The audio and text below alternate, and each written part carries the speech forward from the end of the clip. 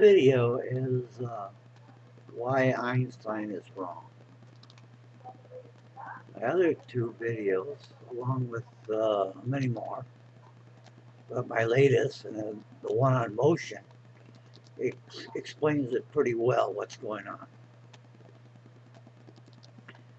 This video, we're going to talk about gravity relative to Einstein's theory and relative to my theory, if you want to say my theory, on gravity. Well, Einstein's theory correlates to the distinction that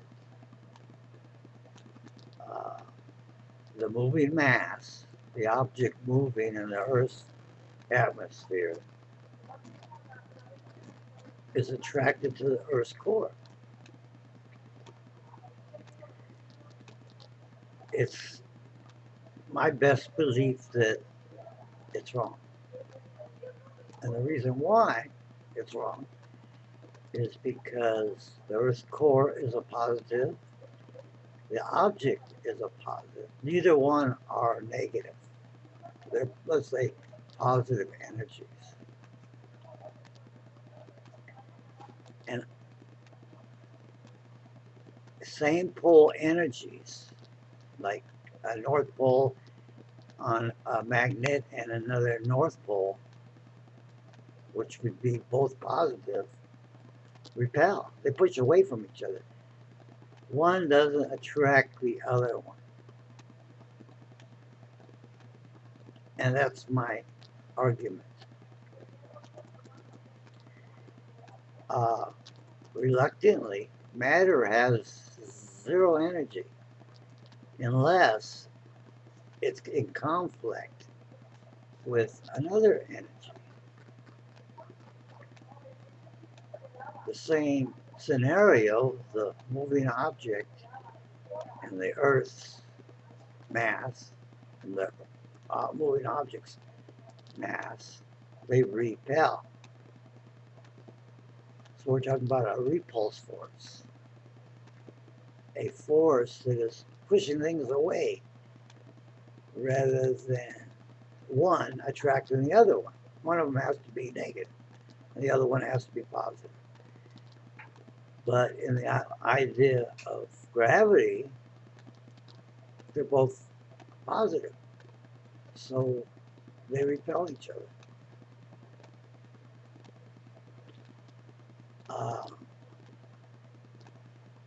The idea is that matter has no real mass unless it's in conflict. What makes a push force? What makes the moving mass when you put an external acceleration force on it, or your arm, a rock in your hand, and you throw it, it gains potential energy or kinetic energy. That's fine. But it's your force that pushes it, that makes it move. So its energy increases as it gains velocity. But it's not attracted. What it does, it makes the thing heavier. That energy correlates, makes the mass heavier, meaning you need more and more propulsion value to make it move, even outside the atmosphere. You go into space, what I'm talking about is matter. That rock has zero mass. It's not attracted to anything. The darkness, it's in space, is dormant of energy. It's not an energy. It's a vacuum. The difference is the object doesn't fall because it has no place to fall. There's no conflict between the mass, the moving mass, and something else, both being positive. This is why Einstein said you can't go faster than the speed of light, because your kinetic energy increases as you regulate it into velocity, and it's attracted to something. Well, it can't be attracted to anything if there's no energy, conflict energy there in the area, in the space that governs that area of space. Space is infinite, is what I'm saying. Now we look at when Neil Armstrong went on the Earth and he dropped the feather and the hammer. And they both slowly fell to the ground. That means that the moon still has gravity. It's a really lowercase gravity, but it acts on the two objects the same.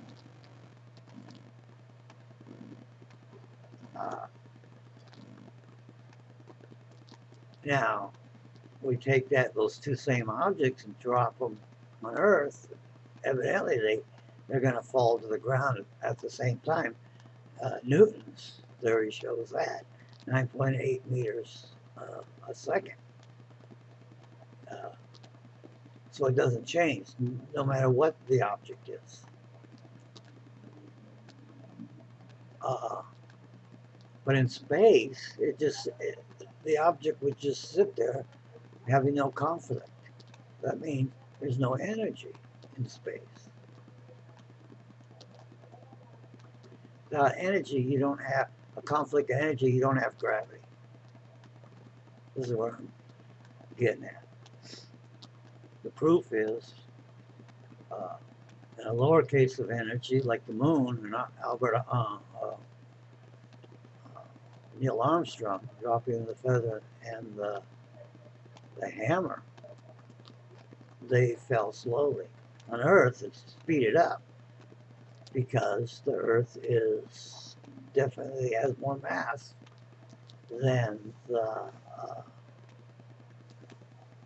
moon does. So it's speeded up. But the object, when it falls, it's not speeded up. It's returning to its rest place, its rest mass. There's no conflict unless it's moved or accelerated. Then there's conflict. Then its kinetic energy or potential energy rises, making it more heavier, making more force needed to move it.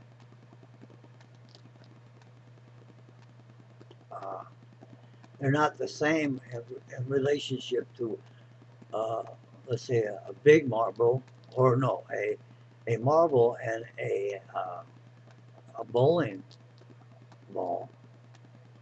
You know, one is heavier. The bowling ball is what, about 2.5 pounds, 3 pounds, something like that. And but they both would fall at the same time. That's the ingenious of gravity. But what it also tells us is without this conflict between the two masses, like that, in gravity, the theory on gravity, there would be no gravity, any conflict. Einstein's theory says things slow down because of the attraction of the larger mass, but it's not the attraction of the larger mass, which is the Earth. It's the regulation of momentum, or being accelerated and raising its weight. Now, if you look at advanced physics, you discover that mass is not weight.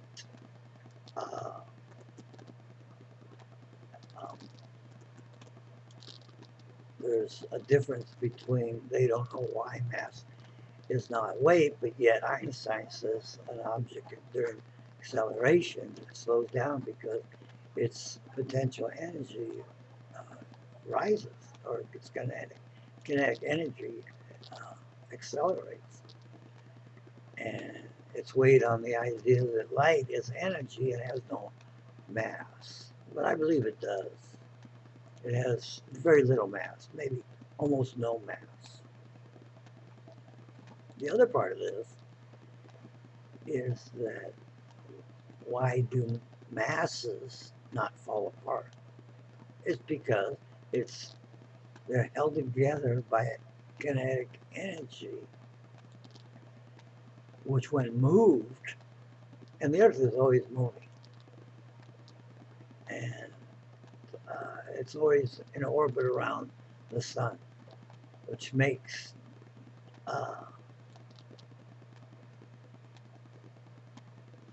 it constant. It doesn't change. But you see in my other two videos, I talk about the force that creates the gravity, that makes the waves that that all the planets and stars and galaxies have to follow, because it's a force greater than anything that exists. And that's the expanse force. But I refer you to look at my other videos about this. So Einstein's theory regulates the idea that the moving mass is attracted, and that's why it can travel faster than speeding light. I'm not challenging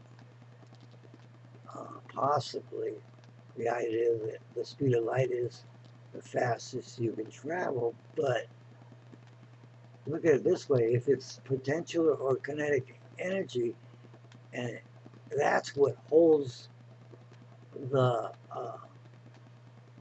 object together at the subatomic level, and it's not in conflict with the Earth's core as relativity persists, it seems to me that we can travel faster than light, depending on the circumstances. Now, the idea that there is a fabric energy, or the energy, see the rock, whatever you want to call it, the marble or the bowling ball, is in constant motion. Without that motion, it has no weight.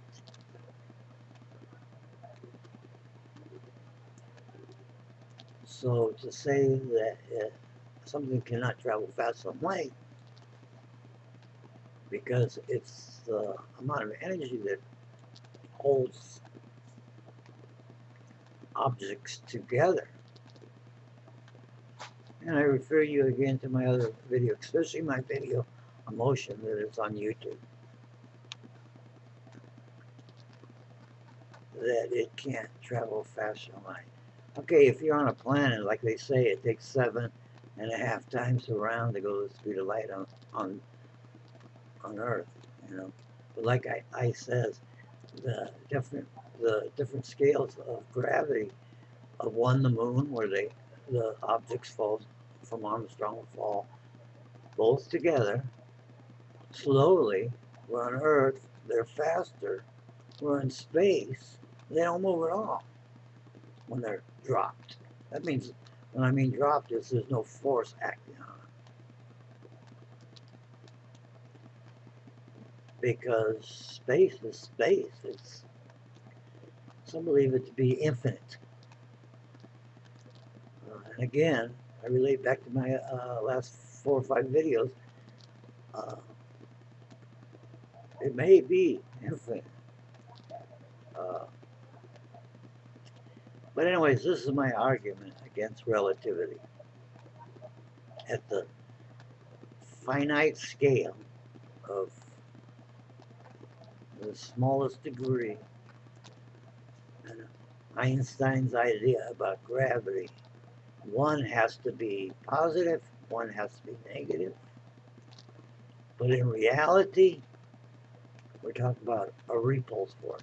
And that repulse is solely explained in my motion theory, one of my latest videos.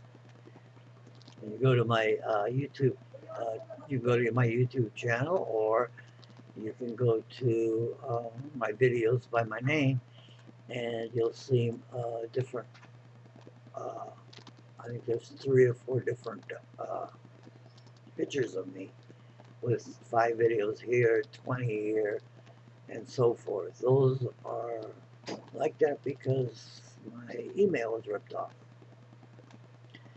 So I had to change it, and reluctantly it's still under my natural name. And the latest one with the guy with the cigarette is where these videos can be viewed. Anyways,